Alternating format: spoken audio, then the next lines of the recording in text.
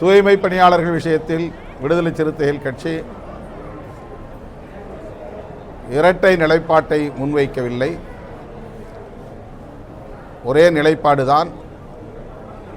அதே வேளையில் மாற்று கருத்தையும் தொலைநோக்கு பார்வை அடிப்படையில் முன்வைத்திருக்கிறோம். அரசாணை 152 பிறப்பிக்கப்பட்ட நாளிலிருந்து அந்த ஆணையை திரும்பப் பெற வேண்டும் என்று போராடி கொண்டிருக்கிற ஒரே அரசியல் கட்சி விடுதலை சிறுத்தைகள் கட்சி. NULM என்கிற திட்டத்தின் கீழ் பணியாற்றக்கூடிய அந்த தூய்மை பணியாளர்களை தனியார் வசம் ஒப்படைக்கக்கூடாது என்று தனியார் மயமாதலை எதிர்த்து போராடி கொண்டிருக்கிற இயக்கம் விடுதலை சிறுத்தைகள் கட்சி. சென்னை மாநகராட்சியில் 15 மண்டலங்களில் அதிமுக ஆட்சி காலத்தில் 11 மண்டலங்களை தனியார் மயப்படுத்தி விட்டார்கள். இப்போது 2 மண்டலங்களை தனியார் மயப்படுத்துகிற போது உழைப்போர் உரிமை இயக்கம் அதற்கு எதிர்ப்பு தெரிவித்து போராட்டத்தை தொடங்கியது. அந்த போராட்டத்தில் தொடக்கத்தில் இருந்து விடுதலை சிறுத்தைகள் கட்சி ஆதரவாகவே இருக்கிறோம். முதலமைச்சரை சந்தித்து அவர்களை தனியார் வசம் ஒப்படைக்கக்கூடாது என்று வலியுறுத்தி இருக்கிறோம். ஆனால் அந்த தொழிலையே ஒரு குறிப்பிட்ட சமூகத்தினருக்கானதாக நிரந்தரப்படுத்திவிடக்கூடாது என்பதைத்தான் மாற்று கருத்தாக முன்வைத்தோம். அதை புரிந்து கொள்ளாமல் தூய்மை பணியாளர்களுக்கு எதிராக இருக்கிறோம், தலித்துகளுக்கு எதிராக இருக்கிறோம் என்பதை போன்ற விமர்சனங்களை பலர் சமூக ஊடகங்களிலே முன்வைப்பது அதிர்ச்சியாக இருக்கிறது. அவர்கள் சொல்லுகிறபடி வாதத்திற்கு இவர்கள் அனைவரையும் அரசு ஊழியர்களாக்க வேண்டும் என்று நாம்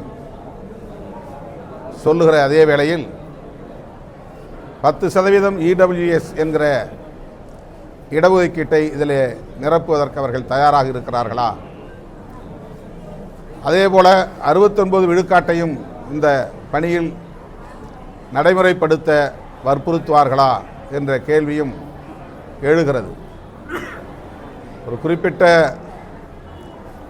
சமூகத்தினருக்கான தொழிலாக அதை நிரந்தரப்படுத்திவிடக்கூடாது என்கிற தொலைநோக்கு பார்வையைத்தான் முன்வைக்கிறோம்.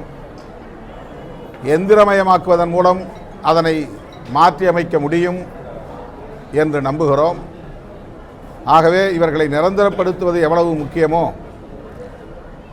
அவர்களின் ஊதியத்தை பணியை பாதுகாக்க வேண்டும் என்பது எவ்வளவு முக்கியமோ, அதைவிட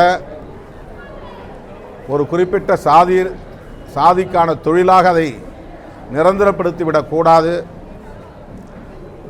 என்பதில் அரசு கவனம் செலுத்த வேண்டும், எந்திரமயப்படுத்த வேண்டும், நவீன தொழில்நுட்பங்களை பயன்படுத்த வேண்டும்.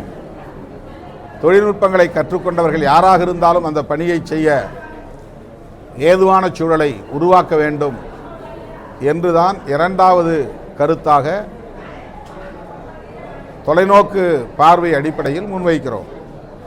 தற்போதைய நிலையில் தொழிலாளர்களின் கோரிக்கைகளை நிறைவேற்றுங்கள் என்று தொழிலாளர்களின் பக்கம் நின்று நாங்கள் அவர்களுக்கு ஆதரவாக குரல் எழுப்புகிறோம் என்றாலும் கூட தொலைநோக்கு பார்வையில் இதை அணுக வேண்டும் என்பதுதான் விடுதலை சிறுத்தைகளின் நிலைப்பாடு. பிளே ஸ்டோர் மற்றும் ஆப் ஸ்டோரில் இருந்து பாலிமர் செயலியை QR கோடு மூலம் பதிவிறக்கம் செய்யுங்கள். செய்திகளை உடனுக்குடன் பெறுங்கள்.